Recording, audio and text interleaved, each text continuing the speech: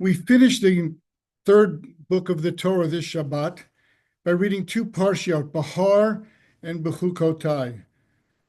I wanted to begin with a Hasidic story that I heard Rav Usher Weiss tell in a different context this week.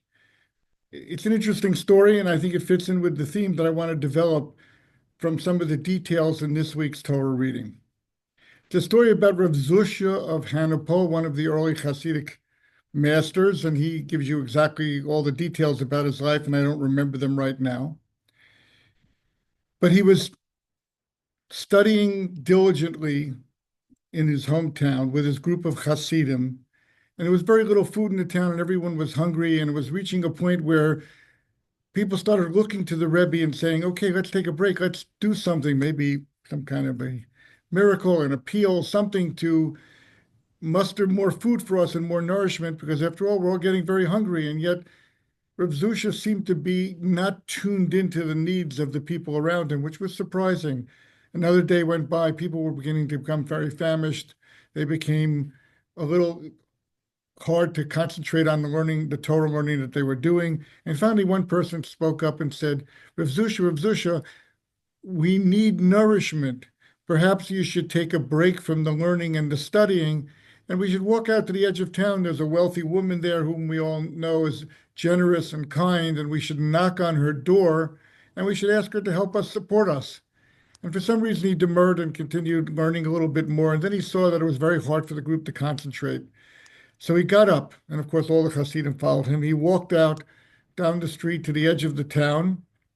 He walked up to the door of the wealthy woman who was favorably disposed to helping people in need, and he touched the handle of the door, and he turned around and walked back. And as he was walking back, the Hasidim seemed perturbed, and they said, Rebbe, why didn't you knock on the door? Why didn't you wait for her to answer? After all, how is she even going to know that we're looking expectantly in her direction and hoping for nourishment? And the Rebbe said, I felt that was enough for me to do. And indeed, a little while later, after they learned a bit more and got back into their studies, the woman walked over to the Beit Medrash and looked around and said, wow, it doesn't look like there's much nourishment here, much food in the kitchen.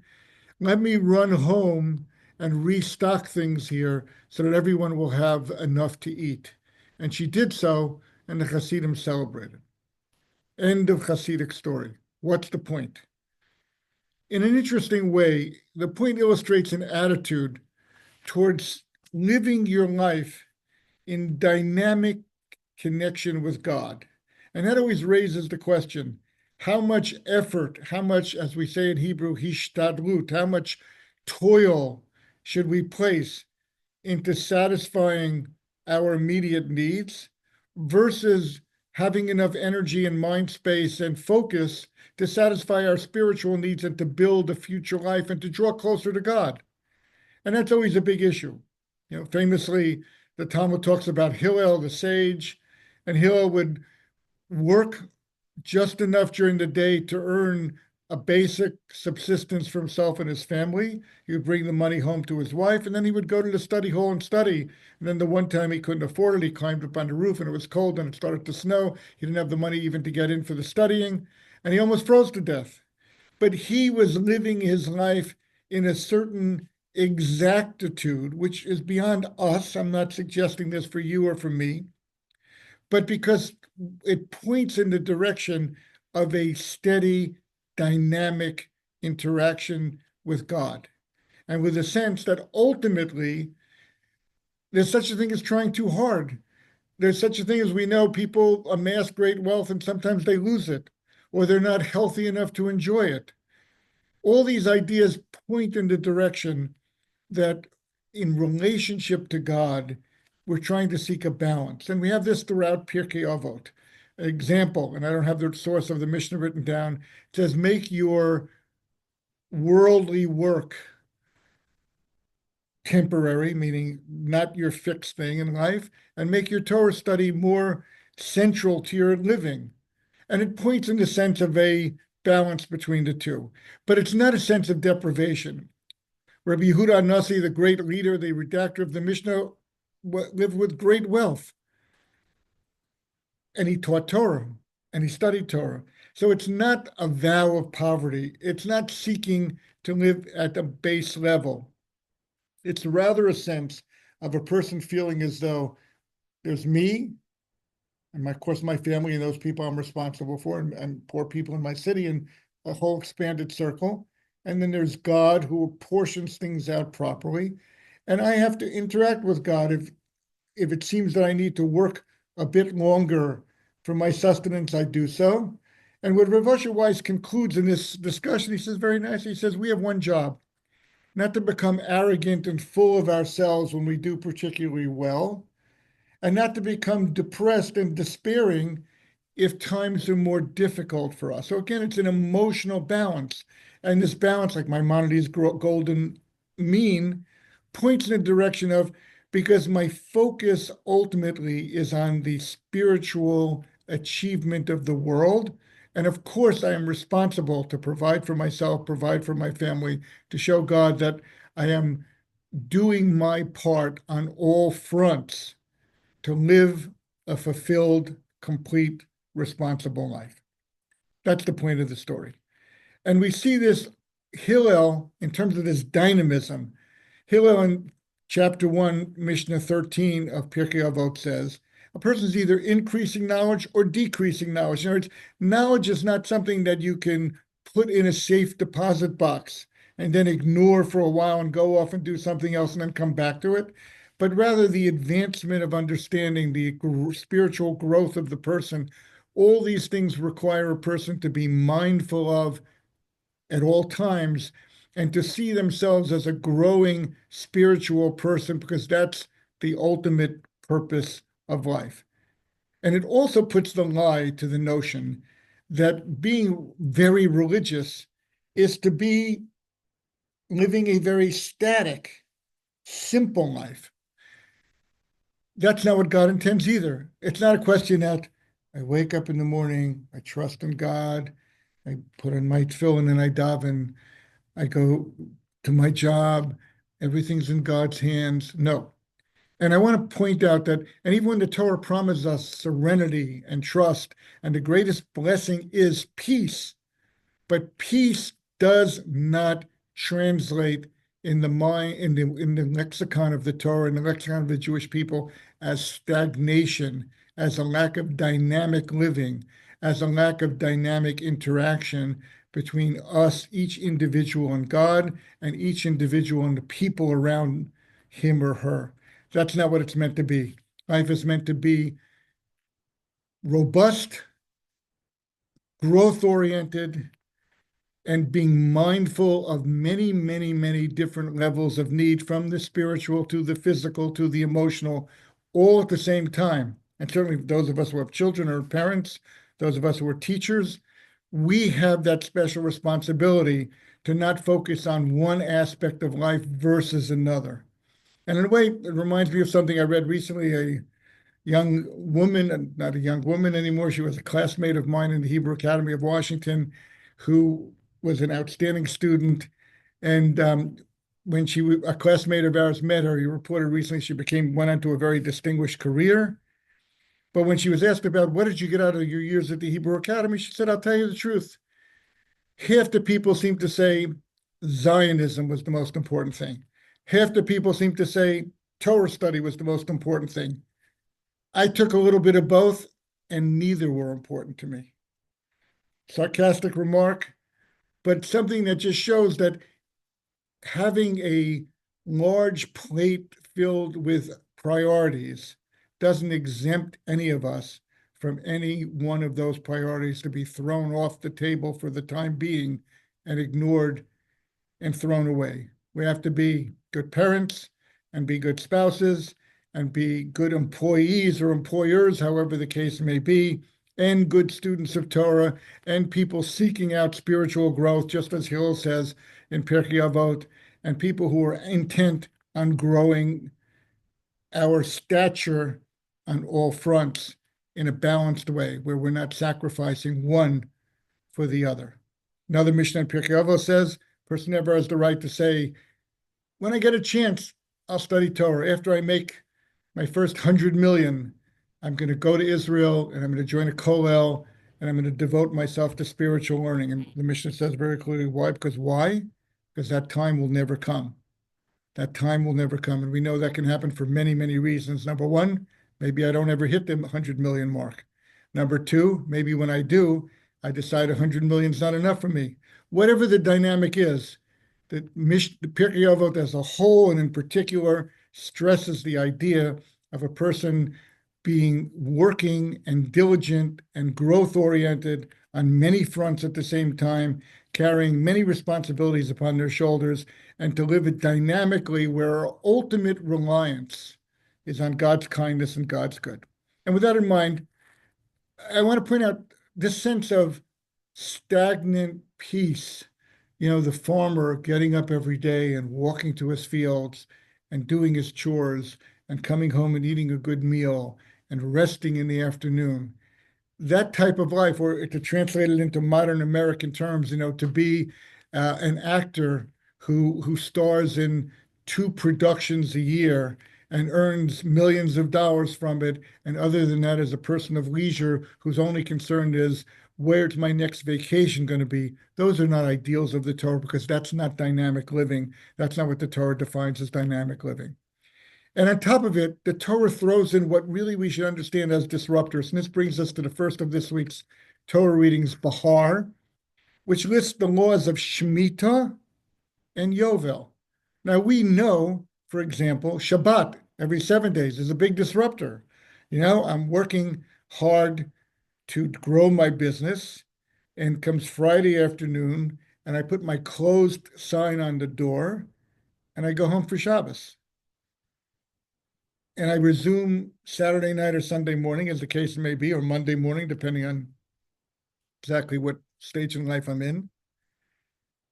But I'm willing to stand that disruption because I understand that disruption involves a shifting of gears and a refocusing for that day.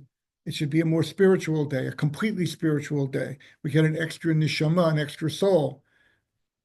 Saturday night through Friday afternoon, it's a different time of the week. You'll do your work. But again, it's not an on and off switch. It's a question of having a balanced perspective and a determination to grow. And then on top of the disruption of Shabbat, we get this disruption of Shemitah. Shemitah means it's an agricultural economy. The 6th year has ended. The 7th year comes. Everybody has the year off. What are we going to do? Well, first of all, what are we going to do? We're going to study. We're going to pay more time to spirituality. We'll spend time with our families more intensively.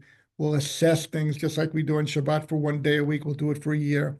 And then we even have Yovel, and Yovel's even more, the Jubilee year is even more disruptive. All this is in chapter 25, the beginning of Parshat Behar. All these disruptions are listed out for us. And Yovel is a time where not only are we prevented from working the land in a normal way and doing our jobs, but we even have to relinquish property that we have purchased during the past 49 years, because all property returns back to its ancestral owners. And I'm going to take a look at how this works and how psychologically, emotionally it works, and what the Torah has in mind for us, how it should impact the way we live our lives, how it should create the sense of balance and shifting priorities and a sense of having our eyes wide open and not becoming owned by any one particular aspect of our life. And that, by the way, is what Shimshon Raphael Hirsch talks about a lot. And obviously examples from the Torah are the building of the Tower of Babel, where the people felt, okay, God brought a flood. He ain't going to flood us out. We're going to build this tower. We're going to have an emergency plan, an escape hatch, and God can do what he wants, but we're going to be on the 89th floor, 1 floor above where the highest point of the water ever was, and we're going to be safe and sound, and we're just going to ride out whatever God has in mind, and we're going to return to our lives, creating a godless world, or creating a world like the people in Sodom did, where no one else matters but us. Everything is for us alone. It's not for anyone else. There's no such thing as charity. There's no such thing as kindness. There's no such thing as taking a stranger into your home. There's no such thing as helping a wayfarer. All those things are prohibited by law. Why? Because it's a society focused on me and others only to the extent that they're an extension of me, but no one beyond that.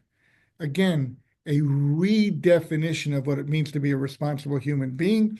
And it's a way that the Torah rejects, and it's a way that the Torah tells us that God acts against, not as dramatically as bringing a flood, not as dramatically as turning the ground into salt and raining fire and brimstone on the city. No, that doesn't happen. But God has other means at God's disposal in order to correct and mitigate against society ending up in a bad place it doesn't belong. Let's look at chapter 25, sentence 10. It's on page 698 in the Stone Chumash. And it's talking about,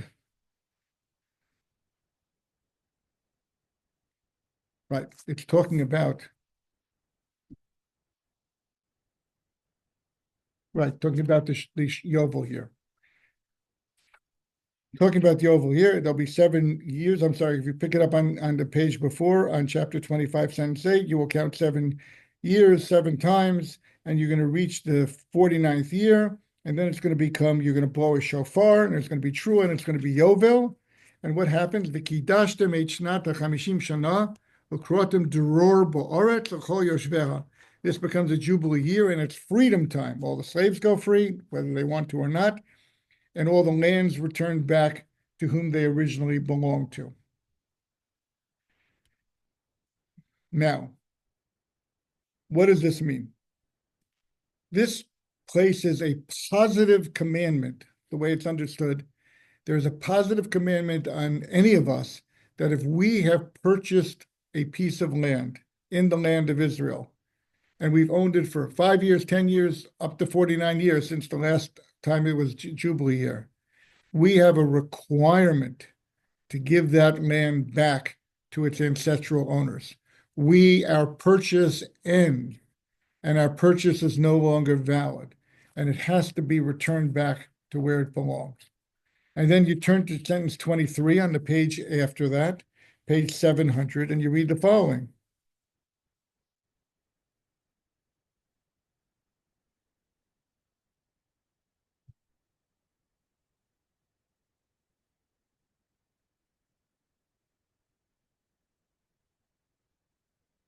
Well, 1 second, I mislabeled my sentences here. I'm really sorry.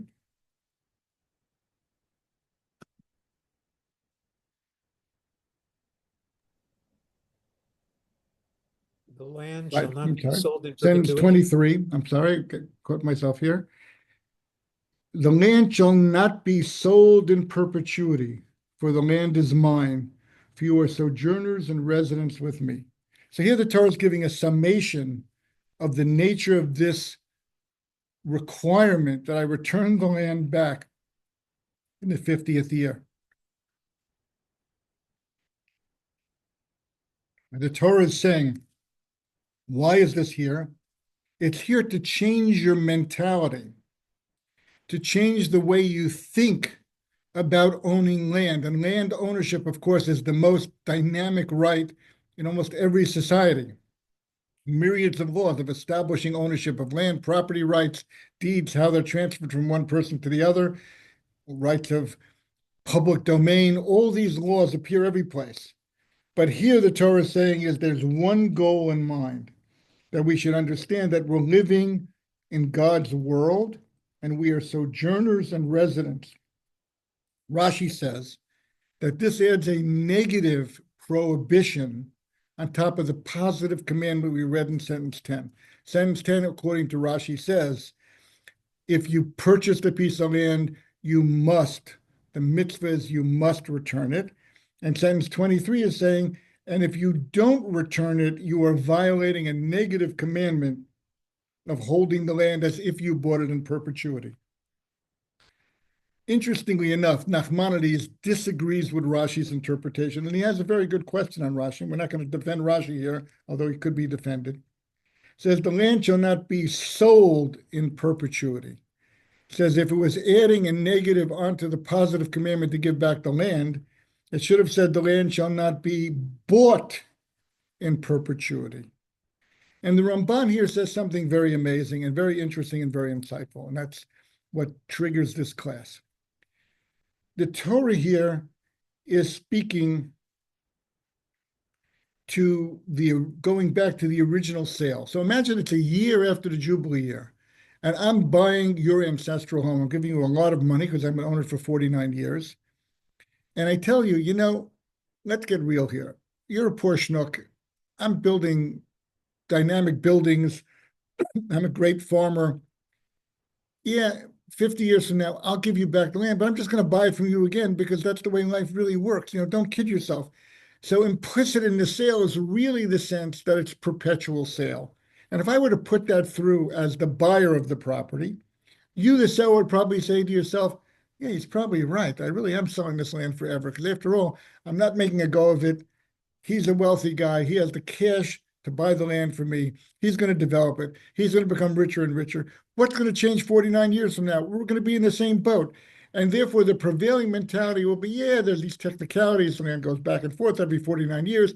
But you and I know the rich get richer and the poor get poor. This is the argument that the Ramban says the Torah is dealing with. And the Torah is out to convince us, no, life doesn't work by simple economic realities. And therefore, psychologically, don't ever feel when you're selling your ancestral home because you need cash that you're never going to see it back in your family. And know that when you buy it, no matter who you are, no matter how many billions you represent in the society and in the economy, you're only buying it for this limited period of time because I, the Almighty, I am the ultimate treasurer for the Jewish people, and I apportion everything out that's good. And you may as well wrap your head around that idea, because in doing so, you will find it psychologically easier to live within the parameters of the Torah. So that if 49 years from now, and you happen to still be around, sometimes land gets sold 5 years before the Jubilee or 10 years, so the same buyer and seller are involved. No, you're only buying it for 8 years, 9 years, 49 years, whatever it is. But know that I run the world, and wrap your head around that and make sure you understand this is a temporary sale. No matter what happens in the future, God is apportioning the resources of the world. And therefore, by anticipating this moral challenge, a person is heading off a psychological state of living in the world where you feel as though God is not so relevant to me. And I want to show you how this plays out in Shemitah as well. The same idea that the Torah's goal is not simply the allocation of properties and how a deed is recorded, but rather the goal is for us to have a mindset as we go through life that, yes, I work hard. Maybe I work harder than you. Maybe you work harder than me. Maybe you'll be richer than me. Maybe I'll be richer than you. Maybe you spend more time studying Torah, and therefore you'll grow spiritually more than me. But maybe you spend less time growing Torah, and you'll still grow spiritually more than me. We don't see necessarily the quid pro quo of life, but we can be assured that it's all being orchestrated within God's plan for the world. So I want to show you how this works. Go back to the book of Genesis. Paro has a dream. 7 lean years, 7 great years, followed by 7 lean years. What is the solution that Joseph proposes? Joseph comes up, dragged out of the jail, and he says, I have a great idea. We're going to build storehouses. We're going to store up the grain. So each year we're going to put away enough grain so that when the famine hits, there won't be panic, there won't be rebellion. If anything, it'll be the opposite. Paro, you're holding all the cards. You've got the reserves all ready for everybody. They can see them, they can smell them, and they'll know that you run the world, Paro. And every year we'll take out 1/7 of the grain that we've stored away because the years of plenty were so great, and we're going to allocate them to the people, and then we're going to end up owning them, and we're going to become more and more in control of the lives of others, a plan that certainly appealed to Pharaoh as it does to rulers throughout history. Let's contrast that with the Shemitah year, which happens every 7th year. First of all, you see on page 700 what the goal of Shemitah is. It says, you shall perform my decrees I'm at the bottom of 699 on 25 sentence 18. Perform them, then you shall dwell securely in the land. Vishatem ha'aretz lavetach. That's that word like bitachon. And v'nosno ha'aretz piryah. and the land will give its fruits, and you will eat your fill, you will dwell securely upon it. So this is talking about even with Shemitah, the land will give you enough. Now, does that mean the land will give you more or not give you more? So the assurance of the Torah here is not that in the 5th year, we'll be able to put away a lot of food in the storehouse, and in the 6th year, we'll put away a lot of food. So when the 7th year starts, you're like, what's going to be? And he's, oh, it's right over there. It's enough grain for another 2 years. I'm not going to work in the 7th year. We won't have anything in the beginning of the 8th year, but then it'll kick in and we'll get back to normal. The Torah is not saying that. What the Torah is saying here is something miraculous. It's that it will be enough. This idea of Yishavtem Lavetach, that you'll feel secure in the land. It's not security based on Googling what your crypto account is or looking at your storehouse. It's not security like the United States. When I grew up and I was a little boy, there were vast agricultural reserves rotting in the fields that the government controlled, that the United States Department of Agriculture controlled. And there was a sense that we're impervious to famine because there's years and years and years worth of wheat and corn stored up in the United States. We don't live that way anymore. We sell it off in the world. There's a world marketplace for grain. The world has advanced beyond, in some ways, beyond that short fuse of needing to see everything in front of it. What the Torah is saying here is something remarkable. It says, what you have will be enough for you. That's a big statement. That's a mindset. That's a way of, that's almost harking back to Rav Zushya of Harnapol, sitting in the Beit Midrash, studying with his Hasidim, and they're saying, Rebbe, we're hungry, let's do something. He says, we're okay. We're going to be okay. God is going to take care of us. We're hungry. We're going to be okay. All right, you want me to do something? I'll walk out. I'll touch the doorknob on our house. I'm sure it's enough. It'll be a reminder to God that we need intervention here so that we can continue our minds on our studies. And lo and behold, it will happen. Because if you look at sentence, you go on reading here, it says in sentence 20, if you will say, what will we eat in the 7th year? Behold, we will not sow and not gather in our crops. I will ordain my blessing for you in the 6th year, and it will yield the crop sufficient for the 3-year period. It's only when we doubt our trust in God.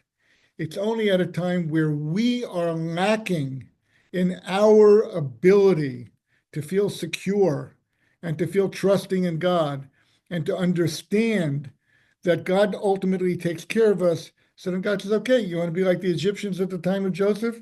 Fine, I'll play your game. You're going to have a bumper crop. You have to work harder. You're going to have to gather it all up. You're going to have to store it. You have to schlep all that grain into the silo. You're going to have to watch over it and protect it, and worry that it doesn't spoil during the 7th year, take it out in the 8th year and say, we still have enough to eat. But that's due to a lack on your part. And there's different commentaries. The Sephorna, who is a medical doctor, says that if we trust in God, every mouthful of food that we eat in the 7th year will have much more satiety to it. It'll have more nutrients. It'll have more health in it. And we'll eat less and we'll feel just as good or better. Maybe we will feel better. It points to a dynamic that God can bestow excess upon us if that's what we really need in order to feel secure. But there's a drawback in doing that because it pushes God away out of our lives. It makes us less trusting people. It makes us less open and ready to accept the blessings of God. And this dynamic plays out throughout the Torah. In chapter 12 in Exodus, where we put the blood on the doorposts. So Rabbeinu Bechaya, a early commentary says, what do you think? It was magical blood? You put it on the doorpost and it glowed at night, like the reindeer jumping over the house? No, it had nothing to do with that. It was a show of trust in God. When God sees the extent to which we trust in him, we are delivered and rescued. When we're lacking in trust, then we have to find our own way in the world. And when we have to find our own way in the world, we don't do as well as we do when we trust in God. And I want to show you how this is stressed at the end of the second of the Torah reading parshiot that we read this week, Bechukotai. If you turn to page 716 in the Stone Chumash, chapter 26, sentence 45. Difficult passages in the Torah here, talking about a lot of difficulties befalling the Jewish people. But then it says in sentence 45, I will remember for them the covenant of the ancients, Brit Rishonim, of the earlier ones, those who were taken out of the land of Egypt before the eyes of the nations, to be God unto them, I am Hashem. I'm going to remember those people who put the blood on the doorpost. It's not referring here, according to most opinions, to Abraham, Isaac, and Jacob. It doesn't go back to the origin story of the Jewish people, although it could, but it doesn't. What it's saying here is, I will remember the tremendous trust that generation placed in me, and how can I not sustain them all the way through history, even when they're lacking merit. And indeed, it points, and it's analogous to a sentence in Jeremiah in the 2nd chapter that we sing on Rosh Hashanah and Yom Kippur, V'zacharti lo chesed ne'orayach, where Jeremiah says, God will always remember the kindness. And in kindness here, it means the trust that those people who left Egypt, they marched into a land where they couldn't possibly grow anything. Now, again, you see the connection with Shemitah and Yovel, letting the land lie fallow, and all these other ideas. God forever holds that precious. An entire nation of people were redeemed from Egypt, and they marched into a wilderness where nothing could grow, where nothing normal could sustain them. And yeah, God dropped the manna from heaven, and we were able to eat, and bird flew over and died, and we had meat to eat and took care of us, and he put a cloud over us and sustained us in the most miraculous way, no different than God has sustained us for the past 2,000 years in exile. Miraculously, we can ignore the miracle. We can be worried. We can bite our fingernails. We can complain to God as much as we want. We're not making it any easier for ourselves. What makes it easier for us if we can find the trust and the level of calm within us. And that level of calm is not anesthesia. It's a dynamic sense of God is right here with me. I rely on God, and God is here to take care of me. And therefore, we'll turn back to the beginning of chapter 26, sentence 11, which really is my favorite Rashi in the entire Torah. And it says as follows. Interesting how it says. It's talking about a time of great blessing. It's the beginning of Behar Bechukotai. You will eat very old grain and remove the old to make new. I will place, this is a sentence, my sanctuary among you, and my spirit will not reject you.